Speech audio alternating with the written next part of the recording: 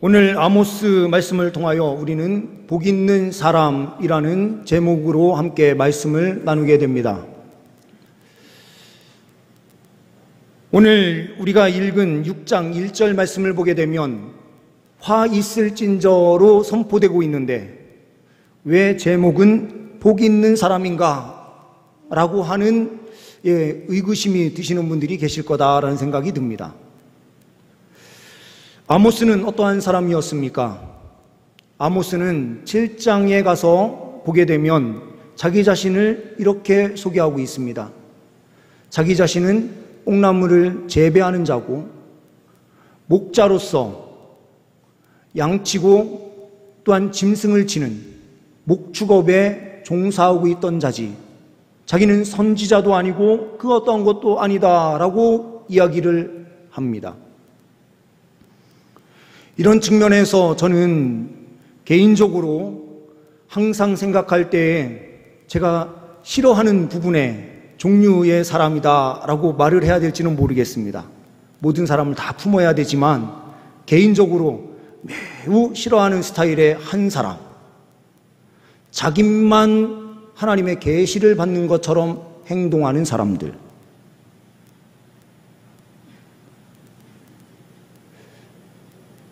다른 사람들도 동일하게 하나님의 말씀을 받는 하나님의 백성이라고 인정하지 않는 목사들, 저는 개인적으로 이러한 사람들을 싫어합니다.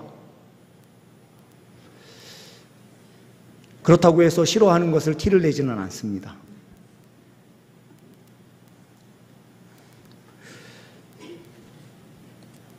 하나님께서는 목축업에 종사하고 있었던, 그리고 농부의 일을 하고 있었던 아모스를 부르셔서 하나님의 사명을 감당케 하십니다. 하나님께서 쓰시고자 하는 사람은 언제나 하나님 뜻대로 붙들림 받아 사용됩니다. 하나님께서는 모든 것을 다 하실 수 있는 분이시기 때문입니다. 이를 통하여 하나님께서는 저 북이스라엘에 베델로 이 아모스를 보내셔서 하나님의 말씀을 선포하게 하시는데 화 있을진저를 선포해요.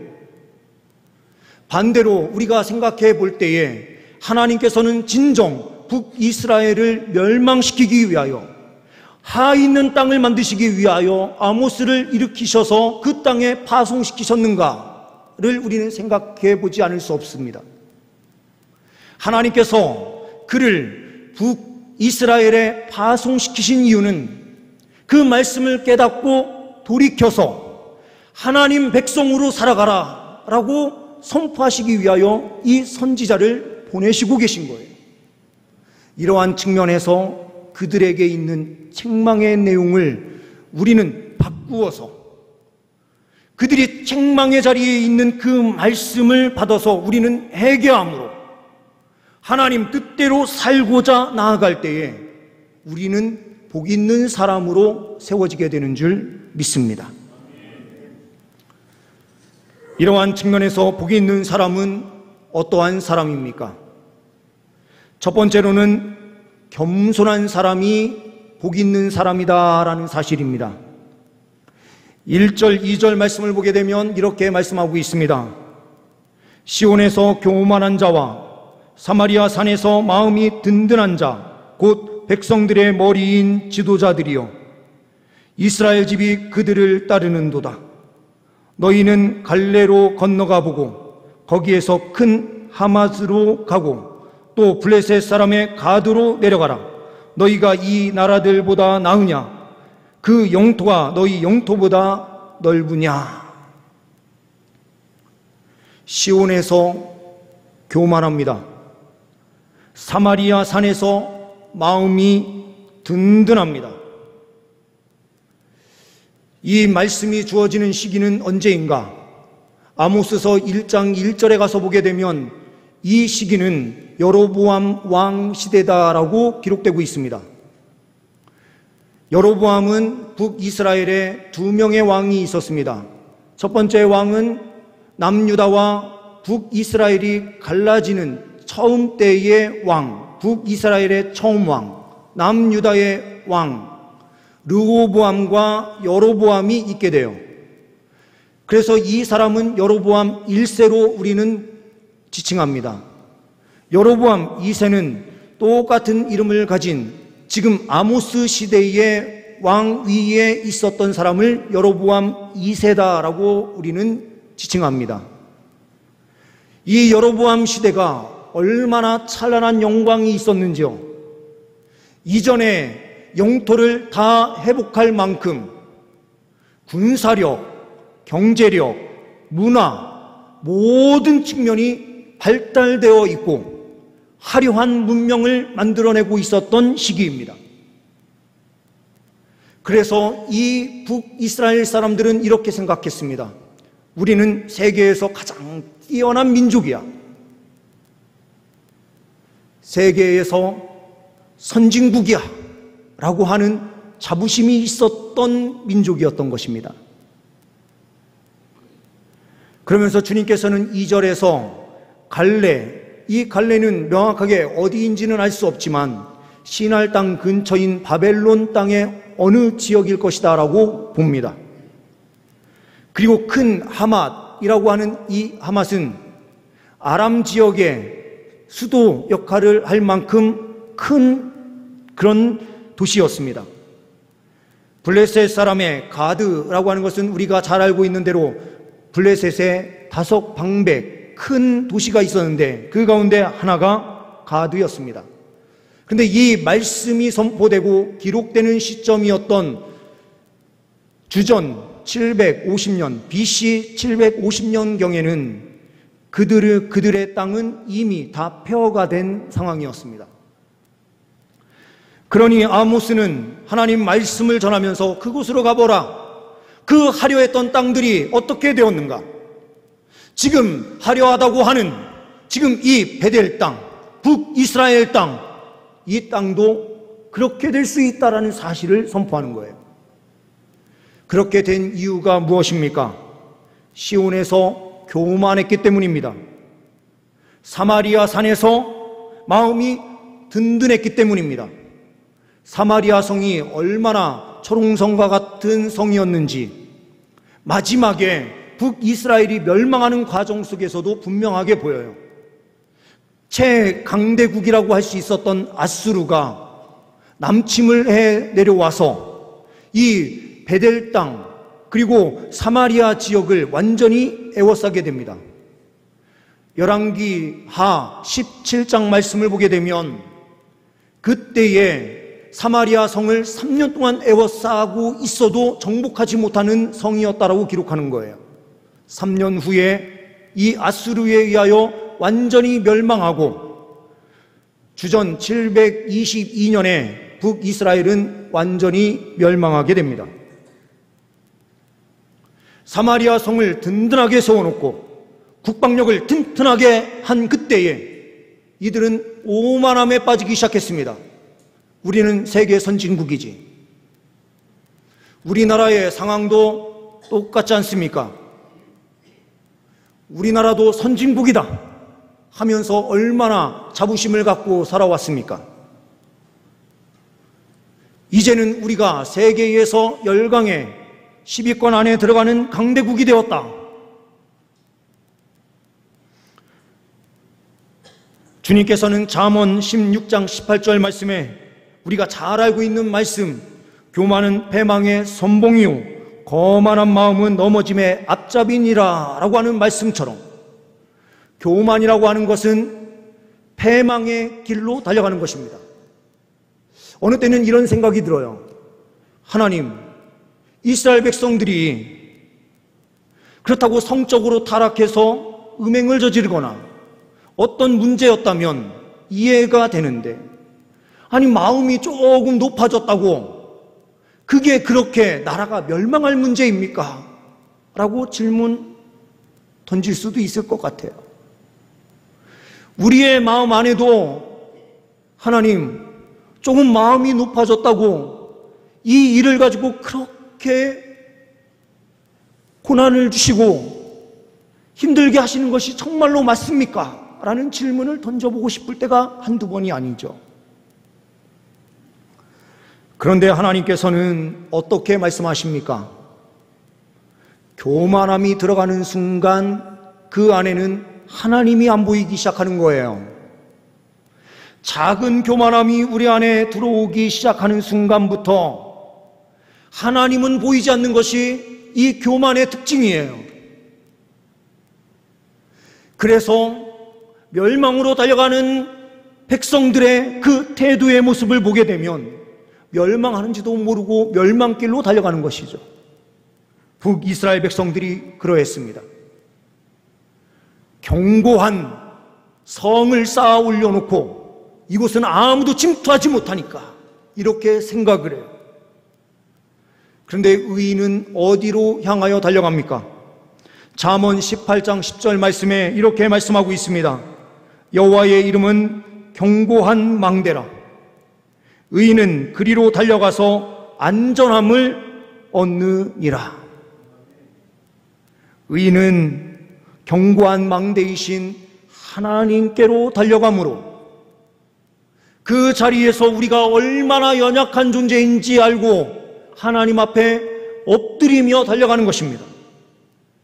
그때에 하나님 믿는 백성들은 승리하는 거예요. 왕의 DNA를 가졌다라고 하는 사람들이 생겨나기 시작했습니다. 국민을 개와 돼지로 비유하면서 말했었던 사람도 있습니다. 이게 다 교육과 관련되어 있는 일을 하는 교육부 사람들이 이런 이야기를 한다는 것이 참 마음 아픈 현상입니다. 이런 왕의 DNA를 가졌다라고 하면서 잘못 치우쳤을 경우 생기는 현상들이 바로 우리가 세계 역사에서 본 히틀러, 나치들의 현상들이 이와 같은 곳에서 발생하기 시작하는 거죠. 나만 특출나다라고 생각하는 순간부터 심각한 문제가 들어오기 시작하는 거죠. 그런 교만함이 있을 때에 사회는 삐뚤어지기 시작하고 문제가 생기는 거예요.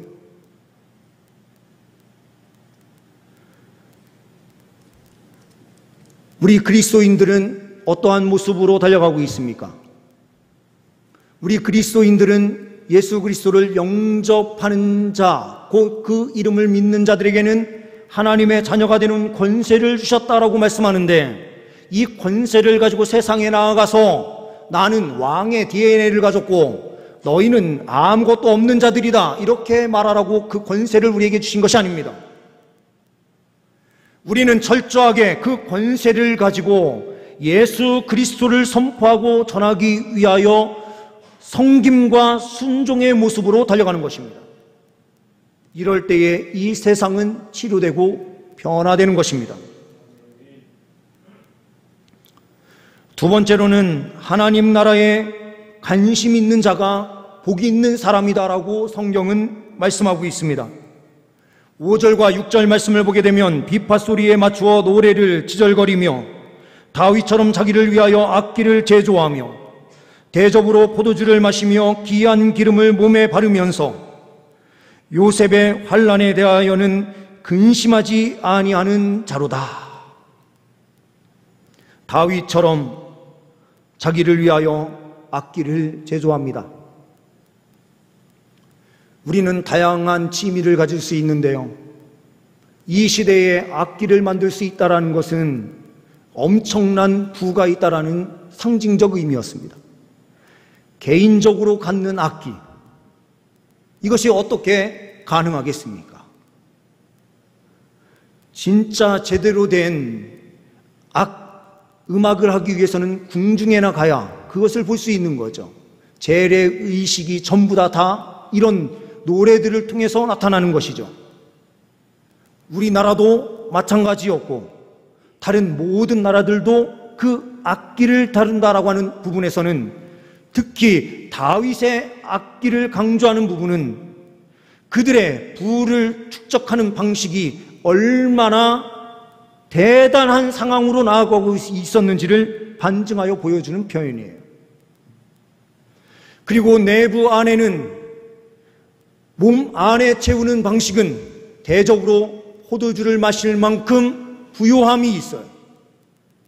바깥으로는 값비싼 기름으로 되어 있는데 이 기름은 향이 있는 향수를 말하는 거예요. 값비싼 향수를 바르면서 몸에 그렇게 바르면서 다니고 있는 부요한 자들, 그 나라에 어떠한 가난한 자가 있는지 보이지 않는 거죠. 자기만 잘 먹고 잘 살면 되는 것으로 착각하는 그러한 민족이 되어버렸습니다. 우리는 누가복음 말씀을 통하여 이 사실을 분명하게 봐요. 예수님께서 비유적으로 말씀하실 때에 부자와 헌대로 인하여 고통 가운데 있는 부스러기로 배를 채우려고 하는 한 가난한 나사로, 부잣집에서는 매일과 같이 화려한 잔치가 벌어지는데 그 문 앞에 있는 한 거지가 눈에 들어오지 않는 것,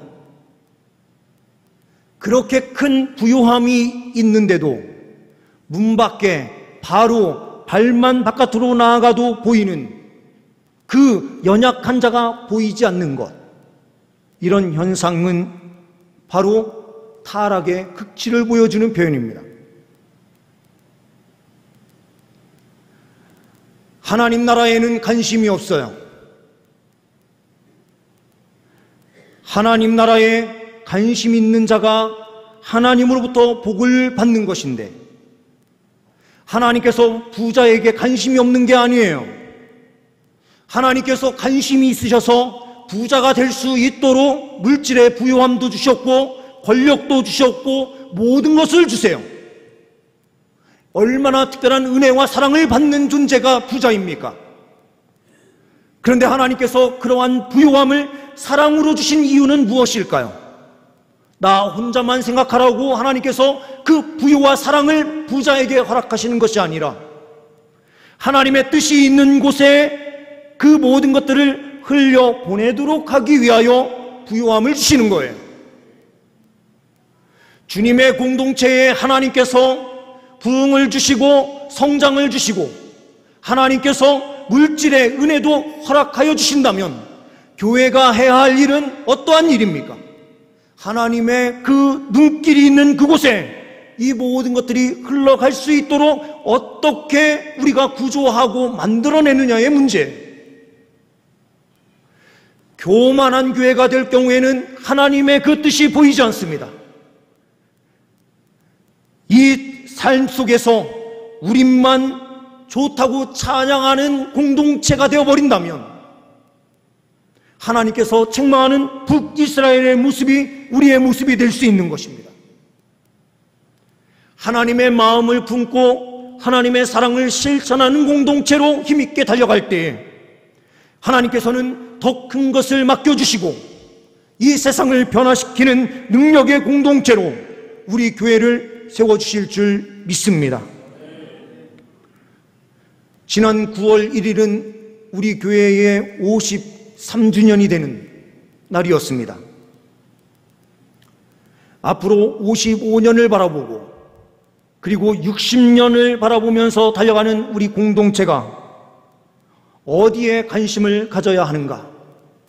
세상의 부요함을 바라보는 것이 아닌 세상을 부요케 하시는 하나님을 바라보면서 달려갈 때에 이 세상을 변화시켜내는 은혜가 있게 되는 줄 믿습니다.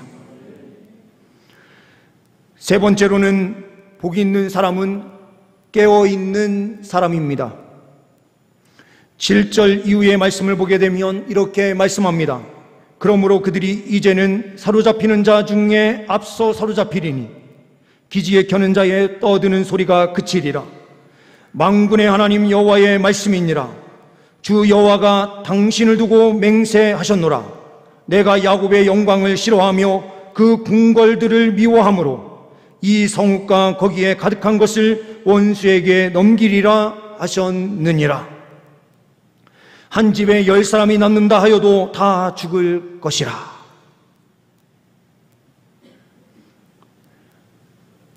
아모스가 이 말씀을 선포하는 시기, 앞부분에서 말씀을 드렸지만 주전 750년경이에요. 이 말씀을 받고 북이스라엘이 진정한 회개의 길로 나아갔고 종말을 준비하는 길로 나아갔다고 한다면 북이스라엘은 멸망하지 않았을 것입니다. 30년 정도 지난 시점에 이 북이스라엘은 아수르를 통하여 완전히 멸망하게 돼요.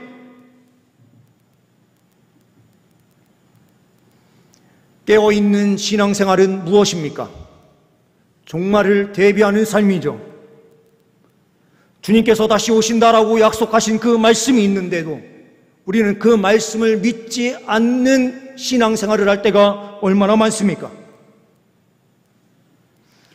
데살로니가전서 5장 3절 말씀은 이렇게 말씀하고 있습니다.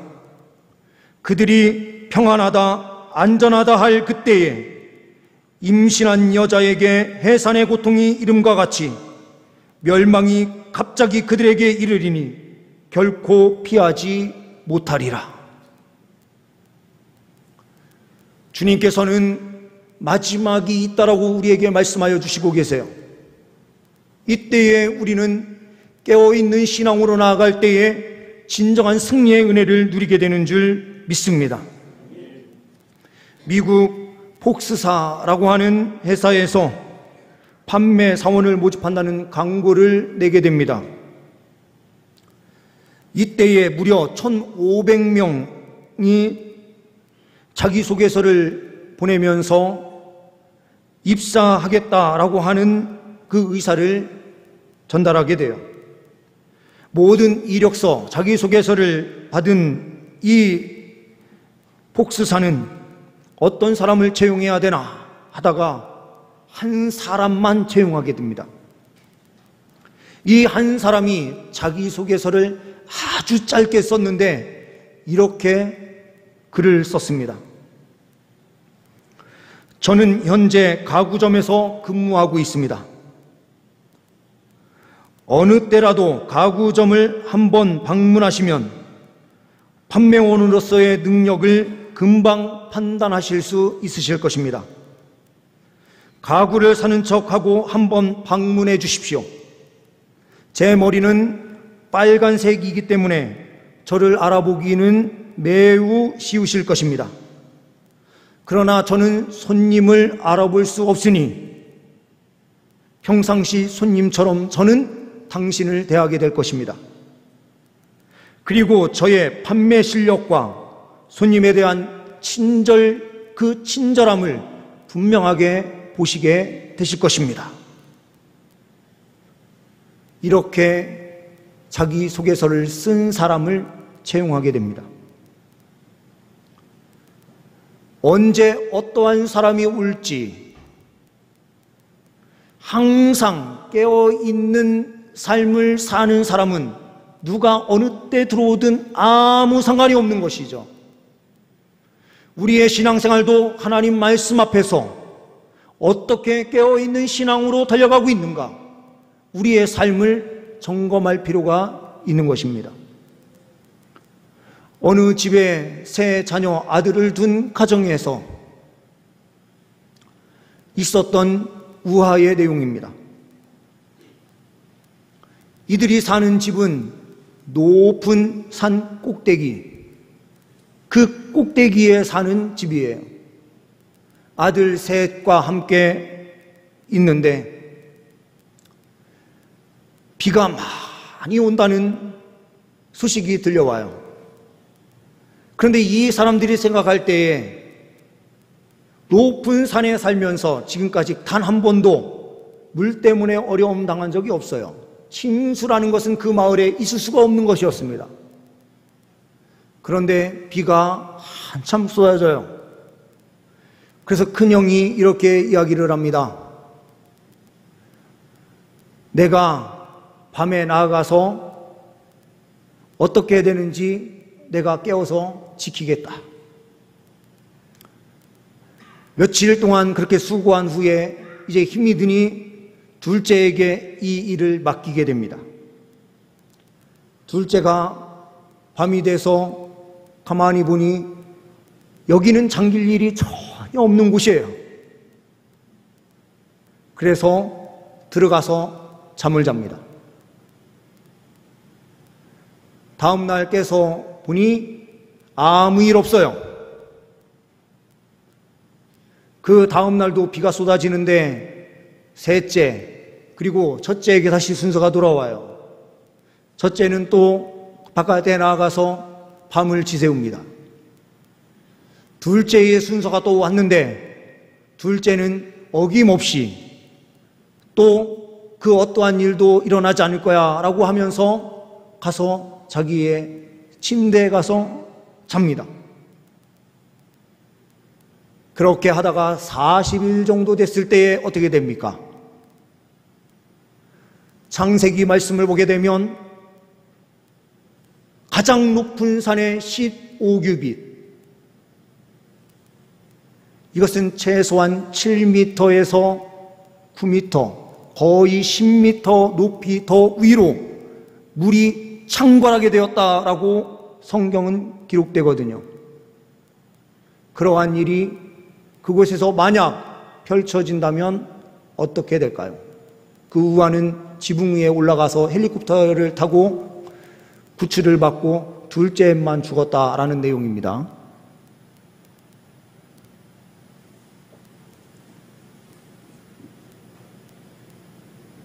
우리는 어떠한 신앙생활을 하고 있습니까? 깨어있는 신앙생활을 하고 있는 것이 맞습니까?